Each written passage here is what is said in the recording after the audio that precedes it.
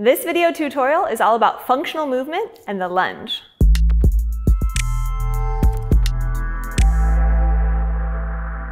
First things first, we'll have Coach Rena demonstrate the functional movement screen called the inline lunge. So Mace is down. Rena, please stand with your dowel behind your back, one hand up, one hand down, kind of a shoulder mobility stretch here. And you'll notice that Rena is standing with her feet on a line. So her right foot steps on the line, and I'll have you step right about here with your left foot. So we're looking at balance here and uprightness in the trunk and torso. And go ahead and step back.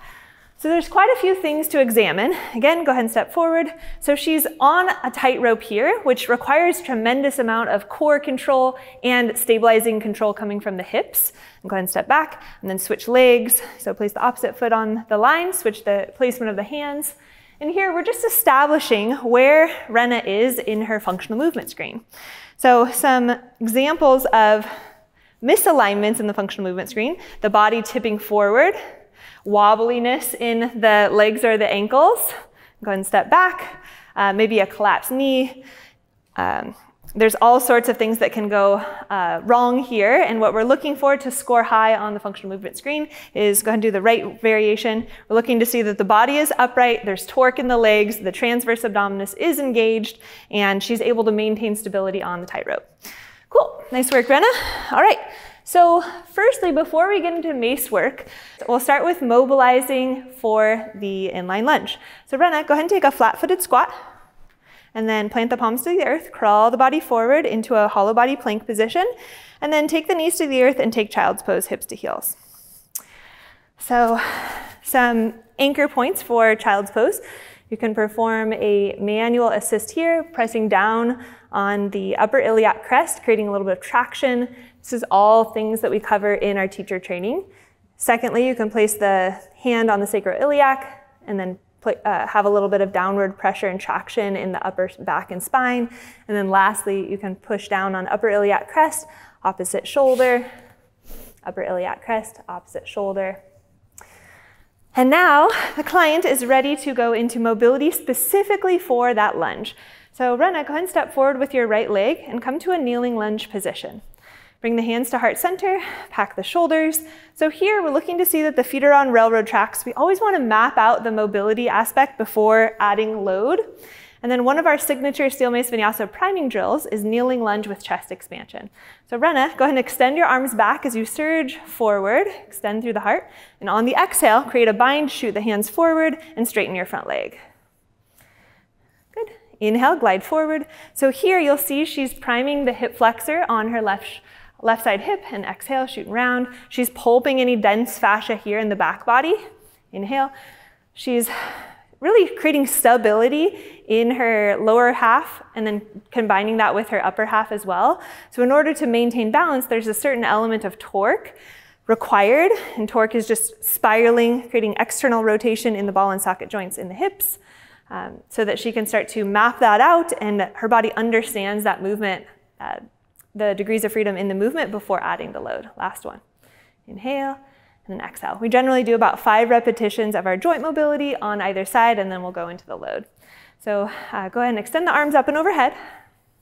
And again, some hands-on assist here, just to inspire length here in the side bodies. Exhale, hinge forward, plant the palms, and step back to child's pose. Ha, let it go. So as you're training your Steel Mace Vinyasa clients, whether it's in a class or a group setting, really important that you're staying in flow state with them. You're kind of staying with that their tempo and really guiding them with the breath as well. So inhale, step the left foot forward, feet on railroad tracks. You'll notice the succinct coaching. Bring hands to prayer. We're also syncing movement with breath. Inhale, glide forward, heart open, find your chest expansion. Exhale, shooting round. I'm also staying out of the line of sight of the client just to make sure that she's in her own space and she's able to really tap into the feedback, somatic feedback that I'm giving her. Exhale, shooting round. Again, inhale, glide forward, extend through the heart, unfurl, full fascial tension in the arms, and exhale, ha, making a vibration at the back of the throat. Last one. Inhale and exhale. And bend the front knee, reach up and out of the waist, find your kneeling lunge. Exhale, hinge forward, place the hands to the inside of the foot. Press into the palms, step back in child's pose. And then curl the toes under, lift the hips up and back, come into downward facing dog. And then from your down dog, inhale, lift the heels. Exhale, bend the knees, walk, jump, or float the feet to meet the hands. Inhale, halfway lift, come to a flat back. Exhale, fold over the legs. Inhale, circle sweep, arms up, look up. And grounding through the hips. And exhale, hands to prayer. Awesome work. And then go ahead and come back to the back edge of your mat, and we'll start with a couple basic Mace exercises. So we have our tactical lunge or yogi lunge. Go ahead and place your Mace in a guard position. Let's have right hand on bottom, left hand on top, feet hip distance apart. And initiate the movement by establishing your cast. Inhale, back position. Exhale, pack the shoulders. Assuming you have a quality cast, you can bring that into a static yogi lunge. So go ahead and step forward with the left leg. Pop up the back heel. Inhale, back position. And exhale, come into your yogi lunge. Try about 5 reps here. So you can see as we add load, we call this loaded asana, she's now priming the same exact muscles required to keep her body stable in that inline lunge that we started with in the functional movement screen. So this is a variation called the static yogi lunge, and it's integrating, pause and hold here, it's integrating her lats, her serratus, her back glute, her deep inner core. So really going for that full fascial tension in the trifecta. Good. And then go ahead and step back. Let's do 5 reps of just dynamic variation. So inhale, back position. Exhale, step forward, opposite leg. And then integrating power breath. Inhale, exhale. Good. Inhale. So she can add a little speed, a little power. The quicker she wields that mace, her body will register that as more force, creating more power. Last one. Good. And then step it back, bring it back to guard position. And then same side, take the hand to reverse guard position. More advanced variation would be to step into a yogi lunge and punch the mace up and overhead, and then bring it back.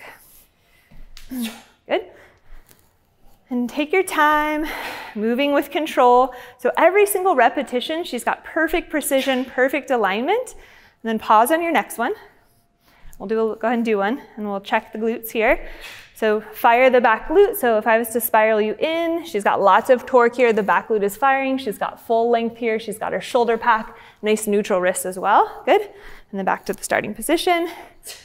And then other variations might include things like drop swings. I'm gonna let you freestyle a little bit here. Nice. And this cyclical nature of having the mace kind of travel and orbit the body can be really soothing to the nervous system, especially when you've really mastered your tool. Awesome, let's go ahead and switch sides. So generally you would break each of those down, perform them for a set rep count, maybe 15 repetitions, or adding the 90-30.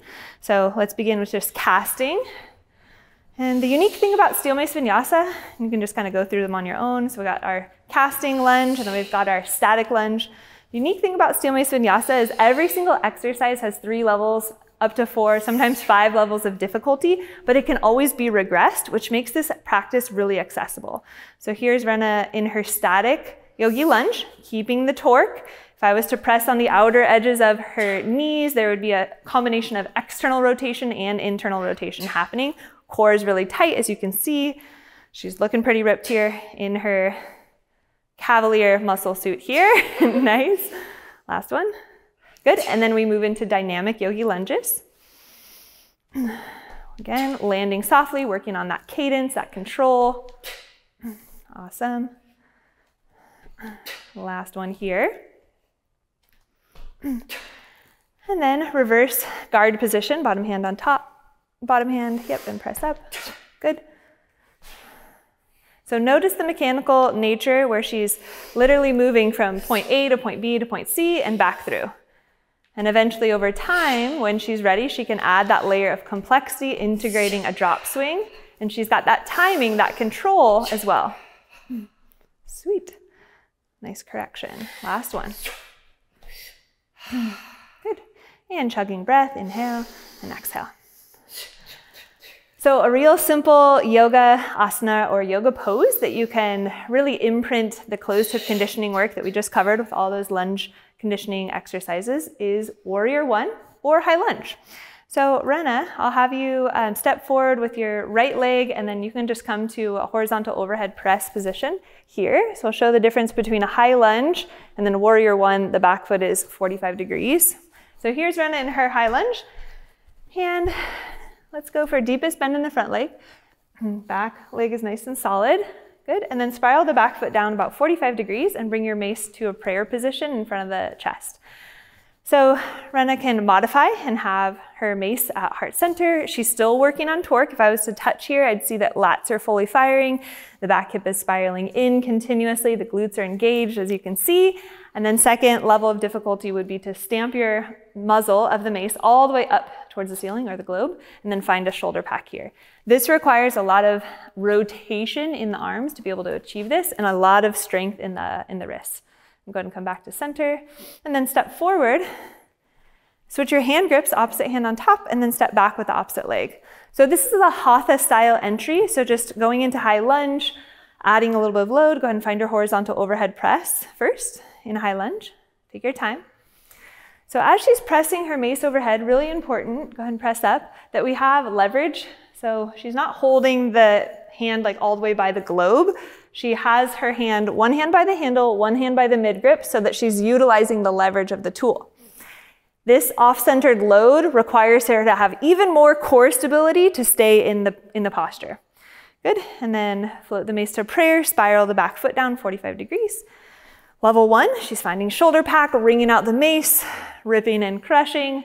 A lot of folks on YouTube are like, what is shoulder pack? What is rip and crush? Shoulder pack simply means scapular depression. So here's elevation, go ahead and press up. Elevation is the stress response. Depression is the opposite. So we're moving down out of the stress response.